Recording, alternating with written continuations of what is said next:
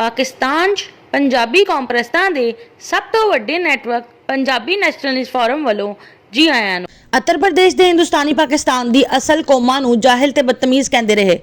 ਗੰਗਾ ਜਮਨਾ ਤਹਿਜ਼ੀਬ ਦੇ ਹਾਮਿਲ ਉੱਤਰ ਪ੍ਰਦੇਸ਼ ਦੇ ਉਰਦੂ ਬੋਲਣ ਵਾਲੇ ਹਿੰਦੁਸਤਾਨੀਆਂ ਦਾ 7 ਦਿਹਾਈਆਂ ਤੋਂ ਝੂਠ ਸੁਣ ਕੇ ਵਾਦੀ ਸਿੰਧ ਦੀ ਜ਼ਮੀਨ ਤੇ ਕਾਇਮ ਮੁਲਕ ਪਾਕਿਸਤਾਨ ਦੀ ਕੌਮਾਂ ਦੇ ਕੰਨ ਪੱਕ ਗਏ ਨੇ। उत्तर प्रदेश ਦੇ ਉਰਦੂ ਬੋਲਣ ਵਾਲੇ ਹਿੰਦੁਸਤਾਨੀ ਤਾਲੀਮ याफ्ता ਤੇ ਮਜ਼ਹਬ ਨੇ।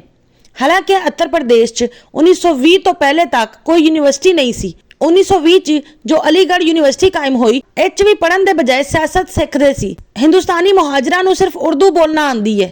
अगर पाकिस्तान च अंग्रेज़ों की तरफों 1800 ईस्वी च फोर्ट विलियम कॉलेज च तैयार की गई जुबान उर्दू नूं पाकिस्तान की सरकारी जुबान ना बनाया जाता तो गंगा जमना तहजीब के हामिल उत्तर प्रदेश के उर्दू बोलण वाले हिंदुस्तानियों के पढ़े लिखे तो मजहब होने का भी पता चल जाता।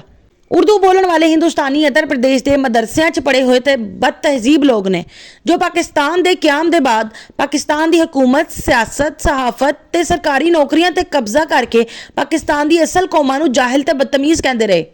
उत्तर प्रदेश के उर्दू बोलण वाले हिंदुस्तानियों की सियासत, सहाफत, सरकारी नौकरियां च बालादस्ती ते उर्दू जुबान का तसलत वादी सिंध की तहजीब की हामिल कौमां पंजाबी, कश्मीरी, हिंदू, डेरावाली का शुमार पंजाबी कौम च हुंदा है।